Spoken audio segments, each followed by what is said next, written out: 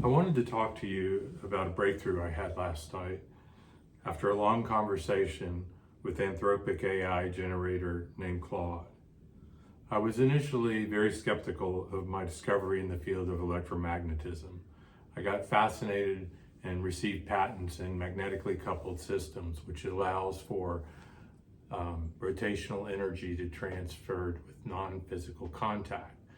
Specifically, my system used the fringe effect. And I sought out experts for years and had discussions with researchers and scientists, and I appealed to the interweb years ago for strategic partners and help with understanding my system. And eventually my ideas went viral with interest from all over the planet. But somehow I needed proof. Early on, I did this system setup where my rotors were placed in arrays and connected to a central driving motor with generators around it. And the anomaly that occurred, and I'll show you right now, is when I turn the system on and I place this at a constant voltage, it starts the array spinning, the central driver, and these are all voltages, and you see it starts at about 3.5 volts. But if you notice, the longer it sits here, and I put a tachometer on here and measured the speed, the system speeds up. And with the speed up of the system, you'll notice that the volts increase. And why is this occurring? This was really a surprise to me, and I'm speeding through it to get to some other things. But you notice it went from 3.5 all the way up to 6 volts during that time of about 6 minutes. And it does it in incrementalized steps, like quantized. So my chat with Claude at AI,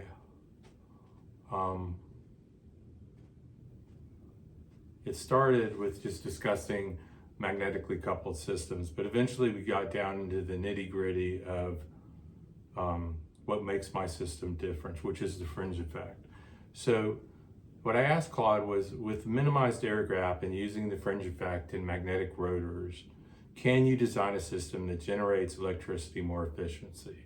And this is Claude's response. Yes, combining minimized air gaps with fringe field effects can create a more efficient electricity generating system.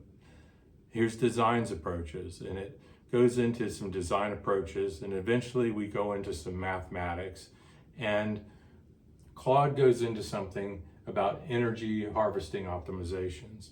And what you would do is implement dynamically adjusting these systems by placing in these arrays, you have armatures so that they can act as both motors and generators, and you basically have harmonics in the frequencies of the responses between the fields, and you harvest the and get power extraction.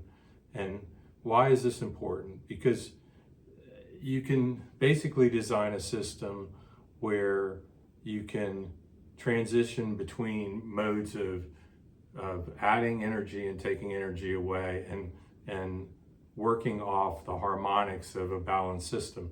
And this occurs, this approach, and with sophisticated control strategies, which is like placing electronic control units to change, where each one of these turns from a motor to a generator, and especially in a flywheel type system. That was what Claude and I discussed. And this is where you would place magnets in an array and have spinning planetary arrays. My idea initially started with shaping magnets, and when you shape magnets, you shape the field that extends beyond them. And this is sort of like using a lens, where a concave shape would do something different, and convex shapes do something different with light. Same thing happens with a field. As the magnetic field moves through the closed field of the magnetic self and goes and extends out beyond the field. And here's what occurs in my system. Now I use the planar concave magnets in these arrays, and you can see how they work, and they transfer energy without contact. There's no tricks here or anything. These are just magnets that are alternately polarized around the arrays. And what you can see is the fringe extensions from each one of the nodes. And this is an important part because this is what differentiates my system. And Claude confirms that basically that using this system, it creates a whole better understanding of electromagnetism and how power can be transferred. And this fringe effect has been studied, and I guess, in Claude's researching it, it does lead to some initial ideas about how the density around the fringe effect and how it allows for coupling to occur together at these fringes create this ability to have torque and variable speed and basically spin these at high speeds and get the harmonics in the system as it quantizes and moves up. You can add resistance by charging a battery and pull energy off of a system.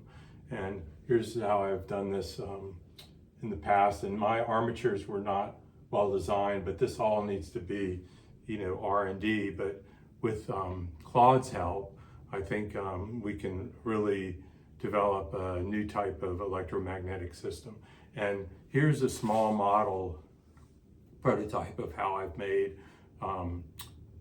magnets, alternating polarized magnets with the satellite array. And you can have this occur with multiple size, number of generator motors around the central driving array, and these are magnetically coupled together. And there are various ways of architectures that this system can be done, but going back, as you notice my system, the angular momentum from the satellite arrays moves back and forth and harmonizes with the magnetic coupling of the inner driving system, which is your